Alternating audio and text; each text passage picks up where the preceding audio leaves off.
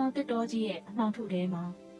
တိုဘီ6ပေလုတ်ခေါ်တဲ့အလင်းနဲ့မိမယ်လေးဟာတယောက်တည်းလွင့်မျောနေခဲ့တယ်။သူ့ရဲ့အိမ်မက်ကတော့ဟိုးဝေးကတောင်ထိပ်ပေါ်မှာရှိတဲ့ရွှေရောင်လင်းလန်းကြီးစီကိုရောက်ဖို့ပါပဲ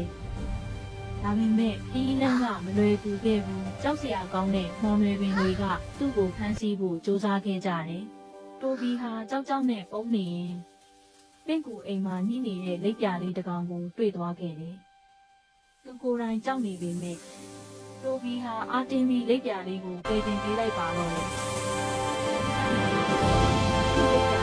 ဝန်ထမ်းလေးဖြစ်ပြီးတော့ဒီလိုကိုအလင်းတွေနဲ့ပြေသွားစေခဲ့တယ်။သူ့ရဲ့စင်နာမှုကမော်သက်တော်ကြီးဟာလည်းအရင်ထက်ပုံမှန်နောက်ပါပြီးတုံ့ပြန်လှုပ်ရှားလာပါတော့တယ်။